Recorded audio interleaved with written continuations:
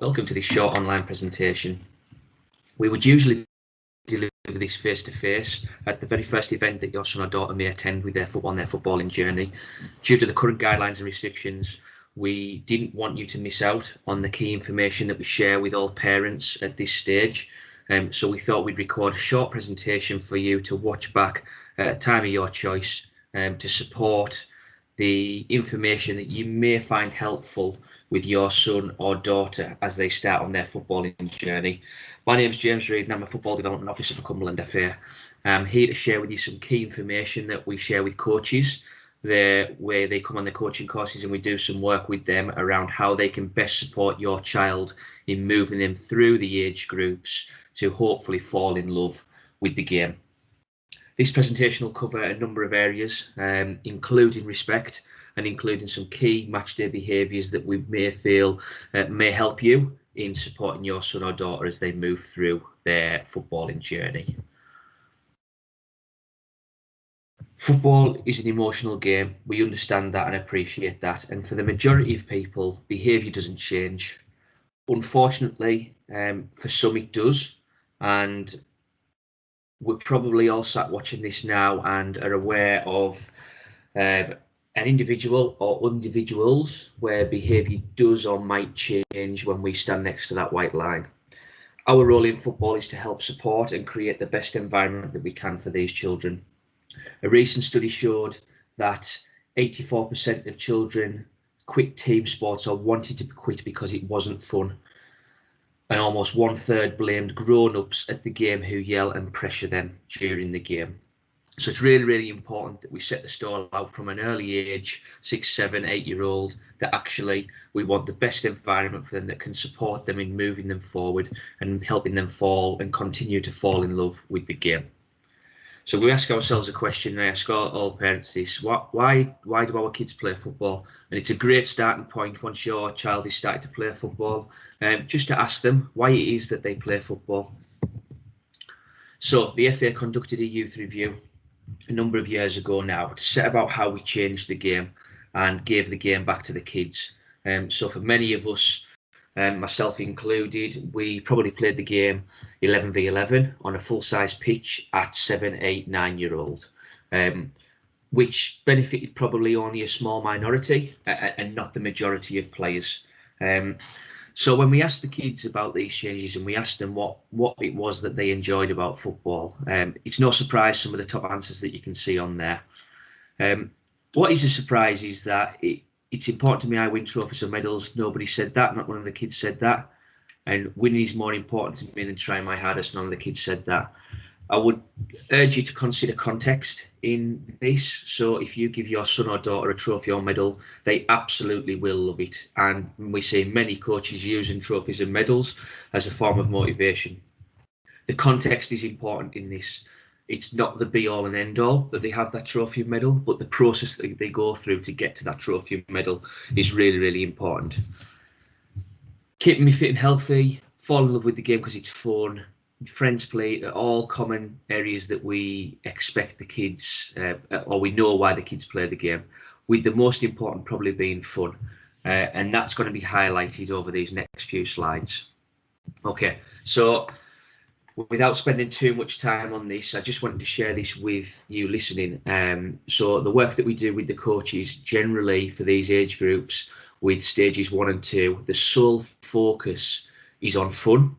It's on ensuring that them players that are playing and training, the main element of that session is fun.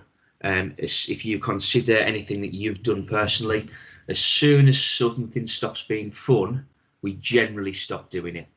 So the real point that we try to get to with coaches is that as long as we can make the sessions and the games fun, then we're on to a winner, and we know that the players will stay and fall in love with the game or begin to fall in love with the game. Competition is important, and I challenge you to think it's not a dirty word. I challenge anybody to tell me an under 7s, under 8s game where competition isn't there.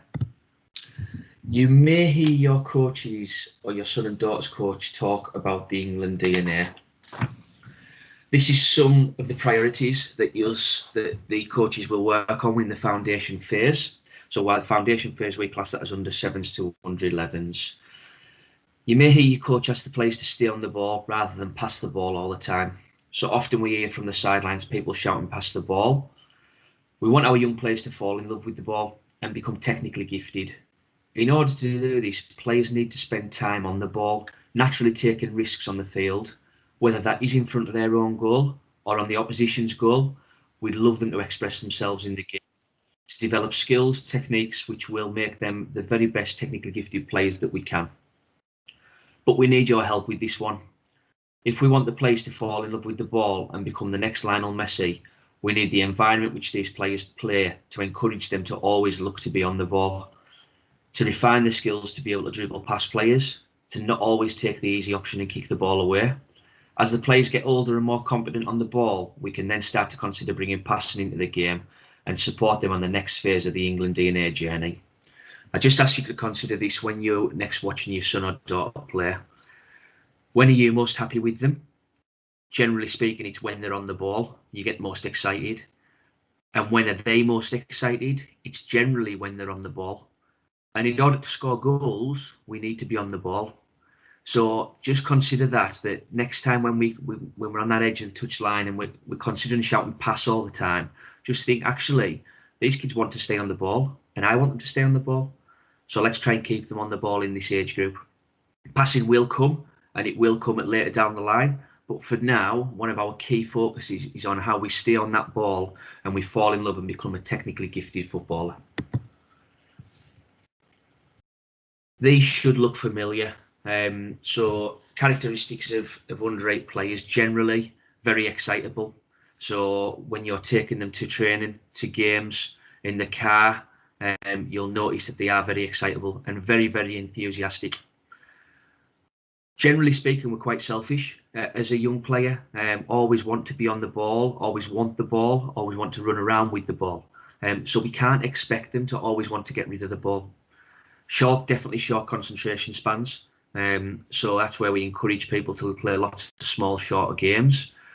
Limited understanding of space. There's probably one key thing that they all probably understand about space, and that it's in the sky. When we see the goalkeeper that just stands on the line and doesn't come out, and we maybe get frustrated from the sidelines, it's because we don't, the children at that age don't fully understand how space works, how we close things down, how when danger comes towards us, we close the angle down. So a little bit like crossing a road.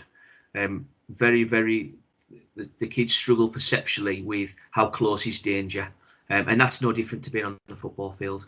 Definitely very, very sensitive. Very, very talkative, asking lots of questions. So when you see, if you ever watch the coach try to sit them down and keep them quiet at this age, you'll know it's probably the hardest thing that you will do all training session. So again, the characteristics are ones that rather than work against them, what we're asking coaches to do now is work with them. So we're not going to expect lots of passes. We're going to keep them moving with lots of short games. We know they're going to be sensitive and they're going to fall over, or when they fail, they're going to get upset. So we know that. So can we build the games around supporting these players to still have fun during the sessions? Just to share some things around the expectations that we would expect from your child's coach. So create a positive environment for all, absolutely crucial. If we want to get these players to still fall in love with the game, make it fun for all, as we've already said. Engage, challenge and support players in a variety of positions, including being a sub. So it's really, really important that no matter how good of a player you are, or your son or daughter is, it's really important they experience playing in a variety of positions and playing from the bench as well, so that they understand later on when it comes to squad sizes and it being an 11v11 game, hopefully if they get there when they're 16s, 17s, 18s, at some point in time they may have to be a sub. That's really important that they understand that from a young age and they get used to that. The variety of positions is an important one at this age. We don't know whether they're going to be a striker, whether they're going to be a right winger, whether they're going to be a centre back, whether they're going to be a holding midfielder. We just don't know at this age, and it's probably only till later on, maybe in the 15, 16, 17s, where we start to really understand where they may play. We want players to learn a variety of positions, so hopefully it helps them later on down the line. We expect coaches to care for your child's welfare, really, really important. We expect to develop them socially, psychologically, physically, and technically and tactically. So you may hear your coaches talk about, your son or daughter's coach talk about a 4-corner model. That's looking at your son or daughter within 4 corners.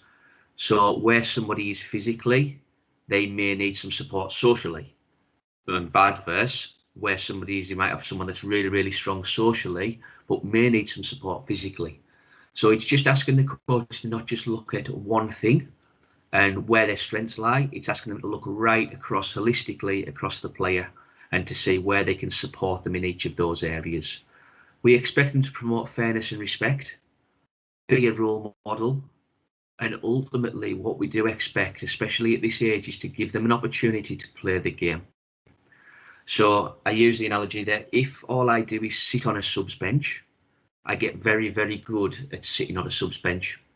So we have to give them the opportunity to play the game in order to get better at the game. There is a rule within all the youth leagues in now, is that if the child is there on game day, they must play at least 50% of the game. So they must play at least 50% of the game. And for that very reason is we need these players to be playing as much football as we can, so that they do fall in love with the game and ultimately become better players. Okay, so some further key matchday behaviours.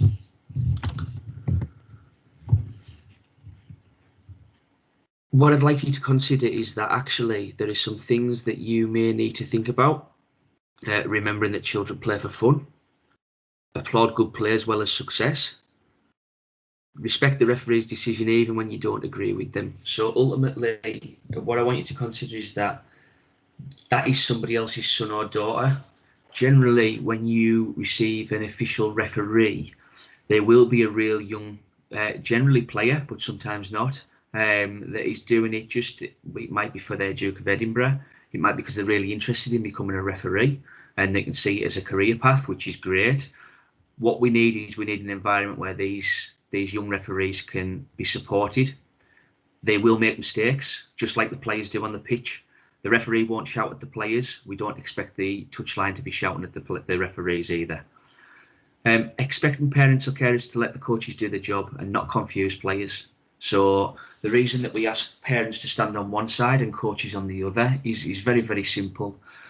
When the player needs some emotional support, they might be hurt, they might have be upset for some reason or another.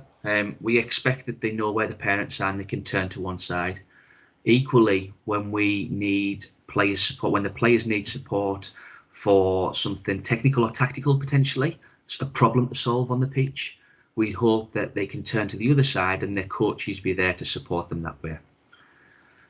We hope that parents positively support the players, even when making a mistake. So we know lots and lots of mistakes are going to take place on these games from all parties. The key is that mistake's a learning opportunity for the players, and that they will take that on board. They'll work with the coaches around with what we could have maybe done differently. They won't need told from the sidelines that they've made a mistake.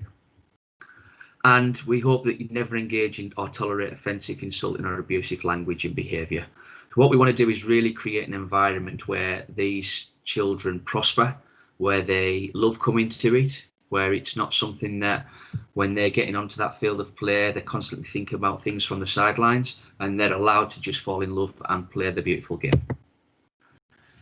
The Respect programme, you'll see a lot of sites now, and every club signs into this, yourselves included. It's a collective responsibility. So this isn't just the FA's problem. This isn't just a club's responsibility. It's everybody's. And ultimately, the research shows now that 90% of children actually play better with positivity. So they have they've demonstrated that actually, whilst I'm on the field of play, if I'm being told positive things, if I'm being supported from the sideline, they will end up playing better. Some of the things to share with you just from the youth review, and this was some of the research when I talked about earlier on. This is what some of the children said. What I want to really highlight is the One in red, the positive. I feel proud, confident, and honoured to play for the team when people shout good things. Now, we know that majority of people just want the best for their children. We understand that. So all we want to do is encourage and make sure that the children have the best experience that they can while playing. It can be confusing from the sidelines when we've got parents asking and giving instructions as well as coaches. Generally, it's the players in the middle that get caught between the two, and ultimately they probably end up doing neither or helping support either. So please just really consider when you stand on that sideline, what is the purpose of you standing on that sideline? We've got a coach that can help the players. Ultimately, we want the players to play and really enjoy the game. You may have seen some of these. These are key charters that parents, coaches, players sign up to within the Respect programme. And all they are is they're a commitment to ensure that when these players go out and play the game, every single one of us is working towards creating the best possible environment that we can for these players. Please don't underestimate the impact that you can have on your kids within the footballing context. You don't need to understand football, and you don't need to understand the coaching science behind it. Next time your son or daughter gets in the car after the game or training, I'd like to challenge yourself to think of something positive to say to them about the game and watch their faces glow. We hope that this short slide deck and presentation has been useful and gave you a little insight into the work that we do with your son or daughter's coaches. We also hope that this will support you in supporting your son or daughter on their footballing journey. Without you, they wouldn't be able to take part in the best game on the planet. We hope you enjoy the journey and experiences that football has the power to offer. Thanks for listening, and on behalf of Cumberland FA and your local youth league, we thank you for supporting the beautiful game and wish your son or daughter all the best in their footballing journey. This year is going to be a particular challenge with COVID-19 hitting. We know that it's not going to be easy. We know that some facilities are going to be a challenge. We know that everybody has a split opinion on what's right and what's wrong. Whether we agree or disagree is kind of irrelevant with this. What I would ask, and it's a plea to all parents, is that please support everybody in moving forward. The last thing we want is for football to be cancelled again. We don't want to take football away from these children. We certainly don't ourselves. So ultimately, I'd ask you to respect the guidelines that are currently in place. Whether you agree or disagree with them is kind of irrelevant in all this. We hope that you understand that people are having to make some tough decisions, but it's always within the best interests of your children. So please, like I said, stay safe, and we hope everybody enjoys the season.